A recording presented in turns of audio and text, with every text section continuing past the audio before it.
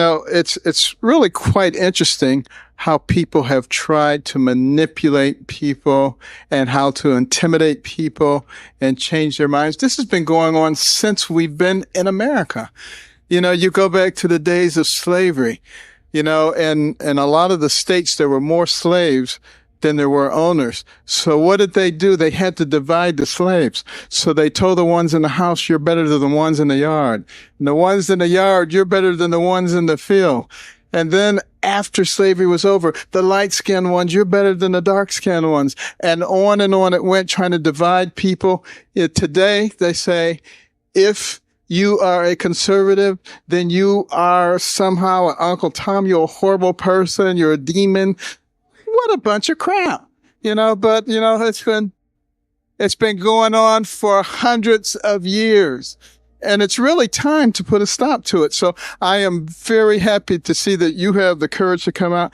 It doesn't bother me anymore because, I only worry about what God thinks. I don't worry about what these other people think, But sometimes people ask me, what happened to you? You changed. I haven't changed. I changed about 35 years ago because, you see, I grew up in Detroit, a bastion of liberalism. They call it progressivism now. They keep changing the name. But anyway, then from there to Boston, a bastion of liberalism. Back to Detroit, and then to New Haven, Connecticut, a bastion of liberalism, and then to Ann Arbor, Michigan, a bastion of liberalism, and then to Baltimore, Maryland, a bastion of liberalism. So I had no chance. I was a liberal. I was way out there. And then I did something that liberals are never supposed to do. I listened to a conservative. I listened to Ronald Reagan. And I said, he doesn't sound like a horrible racist person. He sounds just like my mother. And at that point, I started thinking for myself. And that made a big difference. It made a big difference in my medical career, too. I didn't do what everybody else did. I always started thinking out of the box. How do you solve this problem? And that's the reason that God gave us these complex brains. Your brain has billions and billions of neurons, hundreds of billions of interconnections. It remembers everything you've ever seen, everything you've ever heard. It can process more than 2 million bits of information in 1 second. Would God give you something like that just so that you can be a sheep and follow what somebody else tells you to do, or to think for yourself? And don't you find it fascinating that so many people say the president's a racist? He's a horrible racist and everything he does. Well, it seems to me like some years ago, Jesse Jackson actually gave the president an award in New York City because he opened so many opportunities for black people. Is that what a racist does?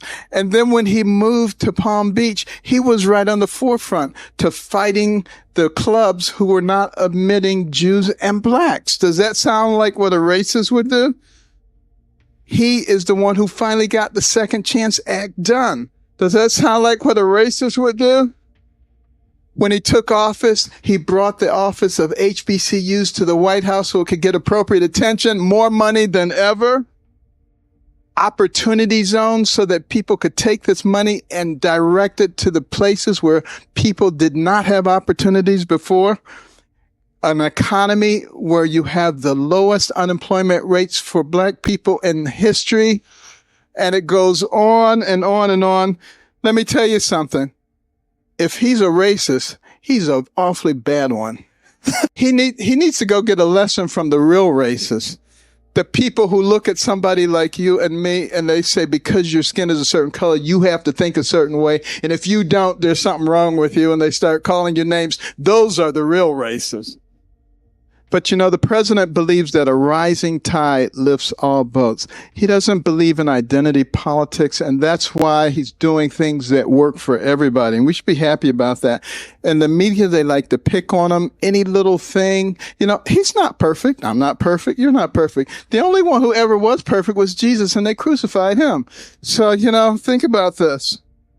And we need to just look at the big picture. Think about all the incredible things that are happening. Think for ourselves and be missionaries. Go out and talk to your family, talk to your friends, help them to realize, because see, if all they're doing is looking at certain media, they don't even know about these things that we just talked about that he has done. And so they can perpetrate this horrible image of him being a bad person. It is absolutely not true. I work with him all the time. He's a wonderful person. He's become a good friend.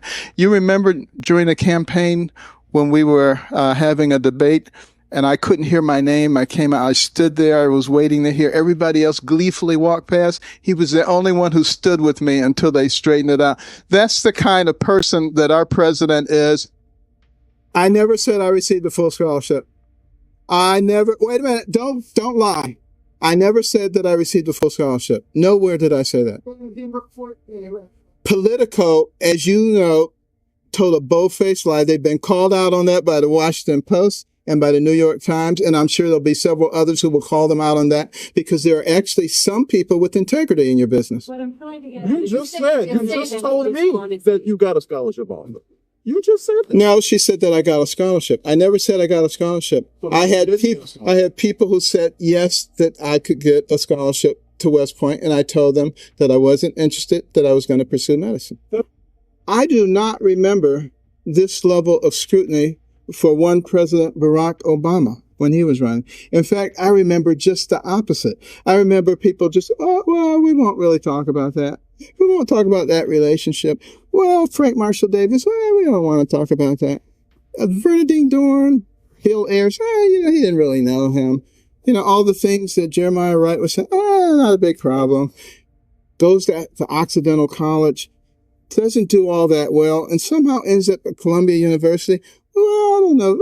His records are sealed. Why is his record sealed? Why are you guys not interested in why his records are sealed?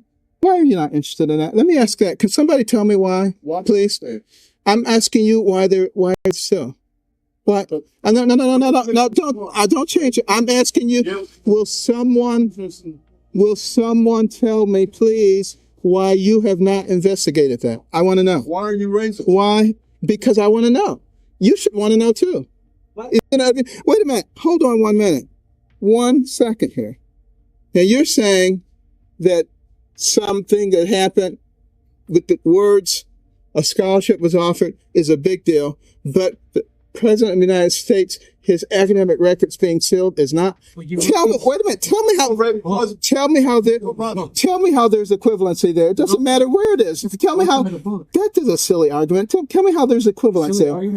Tell me how there is equivalence there. Tell me, somebody, please. Because you see, what you're not going to find with me is somebody who's just going to sit back and let you be completely unfair without letting the American people know what's going on. And the American people are waking up to your games. I'd like to say that our hearts go out to the Blake family and the other families who've been impacted by the tragic events in Kenosha. As Jacob's mother has urged the country, let's use our hearts, our love, and our intelligence to work together to show the rest of the world how humans are supposed to treat each other. America is great when we behave greatly. In order to succeed in change, we must first come together in love of our fellow citizens. History reminds us that necessary change comes through hope and love, not senseless and destructive violence. Abraham Lincoln once said to an America divided that, quote, "Your purpose, then, plainly stated, is that you will destroy the government unless you be allowed to construe and enforce the Constitution as you please on all points in dispute between you and us. You will rule or ruin in all events." These words of warning are relevant today. We have a choice. Do we want big government that controls our lives from cradle to grave? Or do we believe in the power and wisdom of the people and their ability to self-govern with help from a limited federal government? Our president, Donald J. Trump, believes in the people. He is one of us. He makes promises and he keeps them. He is transparent, and we certainly know what he's thinking. He does not submit to political correctness or to its enforcers, the media. He is real. Right now, we need real. We need courage. We can't cower in the corner and hope that no one calls us a name, believing that will keep us safe. That is not courage, and that will not lead us to a good and just place. We must remember all those who sacrificed everything in order to give us freedom, and we must be willing to do the same for those who come after us. President Trump does not dabble in identity politics.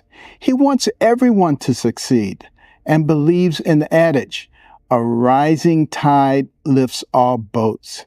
Many on the other side love to incite division by claiming that President Trump is a racist. They could not be more wrong. Years ago, Jesse Jackson gave Donald Trump an award for the economic opportunities he created for Black people. In Palm Beach, Florida, Donald Trump led the crusade to allow Blacks and Jews into private clubs and resorts. One of the first things he did as president was bring the Office of Historically Black Colleges and Universities into the White House so that it could get proper attention and financial support. Before the pandemic, African American unemployment was at an all-time low. President Trump accomplished prison reform. He created incentives to encourage investors to become involved with economically deprived areas of America. He supports school choice, fully recognizing that no matter what circumstances a person is born into, they can achieve success with a good education. It was true for me. When my mother forced me to read books about doctors, entrepreneurs, inventors, and scientists, I began to recognize that the person who has the most to do with what happens to you in life is you. My mother always told me, Ben, you can do anything, but I will never allow you to become a victim. It was then that I stopped listening to the people who were trying to convince me that I was a victim and that others were responsible for my victimhood. What is racist is the fact that African Americans have the highest abortion rate. President Trump is the most pro-life president in the country's history. The vision of a shining city up on a hill came from Jesus' Sermon on the Mount. America is that shiny city. We are the beacon of hope for the world. At this moment in time, President Donald Trump is the man with the courage, the vision, and the ability to keep